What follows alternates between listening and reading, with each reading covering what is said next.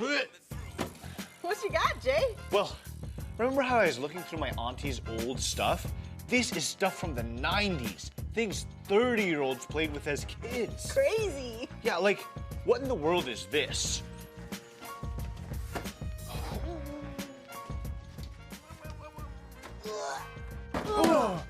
I don't know.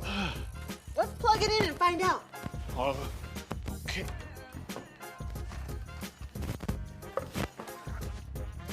You got a tape?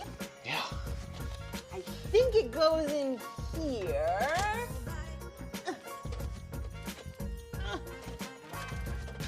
Ooh! It ate it. I'm scared, Emma. 3, 2, 1. Press play. I'm Jay. And I'm Emma. Welcome to Press Play. Wow. You know, I think I remember my dad talking about this show. He watched it all the time when he was a kid, every Friday night. Oh, is this one of those 90s sitcoms where they have a problem and then everything works out perfectly in 30 minutes? It's so predictable. I bet I can tell you from the first 30 seconds how each episode will end. Okay, well, what about this one? Easy. The main character is gonna cheat on a math test, get a perfect score, get so much praise that they feel guilty and confess. Well, okay, let me see. I think this is how you fast forward. Oh.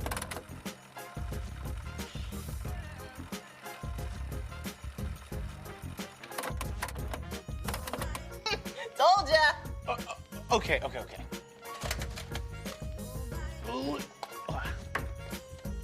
Well, what about this one?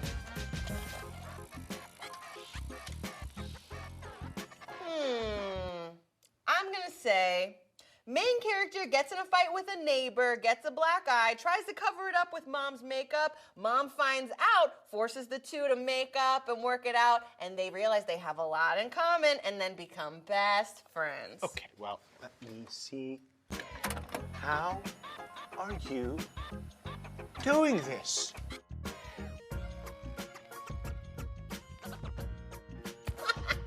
What can I say? I have a knack for predicting 90s sitcoms. Well, there's only one real way to see if they're as predictable as you say. I'm game. Well, let's do it. 3, 2, 1, press play! Woo!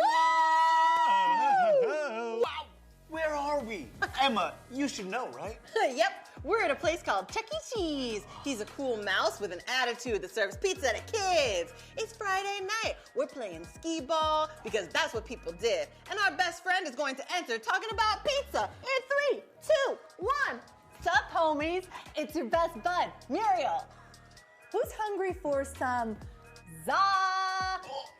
Who's psyched for skee ball? We are, homies. I love skee ball. Come on, 1,000.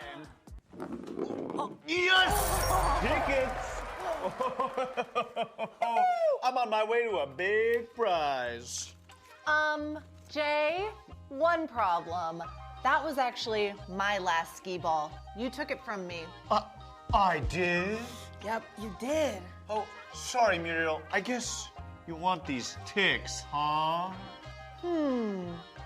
Nah, it's all good. I forgive you. And as for the tickets, you can keep them, homie. Wow! Thanks, homie. All right. Now it's my last skee ball. Come on, 1,000. Let's do this.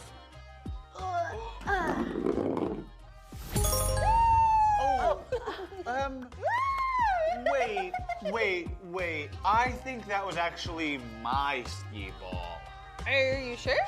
Well, I'm sad in an exaggerated melodramatic 90s sitcom way, so I'm pretty sure. Which means those are my ticks.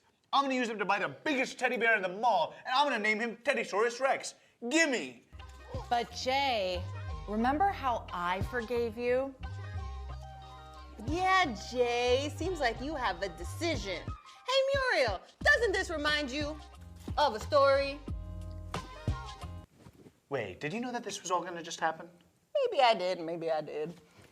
It sure does remind me of a story, a fly story from the book of Matthew, chapter 18. Here comes the lesson. Huh?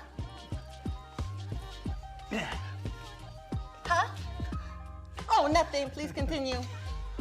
Cool beans. Well, Jesus was teaching his friends about what the kingdom of heaven would be like. And he told them a story about a king and his servant who owed him a lot of Benjamins. Benjamins. Cash money. The servant couldn't pay, but as it turned out, the king was all that and a bag of chips. Cool. The king was cool. He forgave the servant all of the money that the servant owed. Said he owed him nothing. Pretty fly, huh? Very fly. While the forgiven servant was getting jiggy with it, Na na na na na na. he came across a man who owed him money. It was nowhere near the amount that he had owed the king, but he wouldn't forgive the debt when the man couldn't pay. Instead, he had the man thrown in jail. Homie was bugging out. As if. I think I'm getting the hang of this thing. The king heard about this and called the servant back. He said to him in Matthew 18:32-33, "You wicked servant," he said, "I canceled all that debt of yours because you begged me to. Shouldn't you have had mercy on your fellow servant just as I had on you?" The king didn't want to hear anymore. He was like, "Talk to the hand." He had the servant thrown in jail. Jesus told them this story so they would know that forgiving others is totally cool beans, homies. Here comes the wrap up. Muriel, you forgave me and even let me keep the tickets. I should do the same for Emma. You go, Jay. We can always forgive. What's that? It means we gotta bounce, home skillet. Ugh. Wait, Emma, you knew that was gonna happen, didn't you? Maybe I did, and maybe I did. What evs? Well, everything wrapped up nicely, didn't it? Sure did, Muriel. It sure did. Secret handshake time? Turn to your neighbor and join in. Whoa. What you doing, home skillet? Well, I'm putting 90s sitcoms away. Your knowledge of them is something else. Take a chill pill, home skillet. Stop calling me home skillet. Let's rewind and play it back. We press play and we're in a 90s sitcom with Muriel, her best friend. She forgave Jay and told us about Matthew 18, when Jesus used a story about a king and his unforgiving servant to teach his friends about the importance of forgiveness. Jay learned a valuable lesson.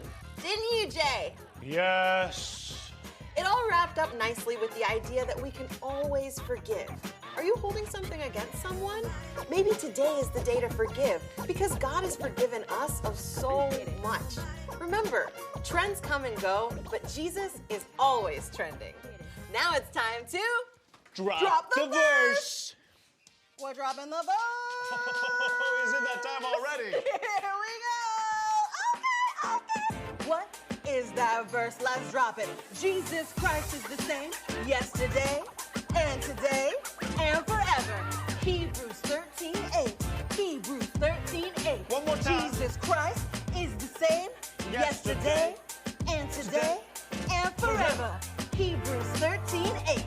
Hebrews 13:8. Jesus Christ is the same yesterday and today and forever. Hebrews 13:8.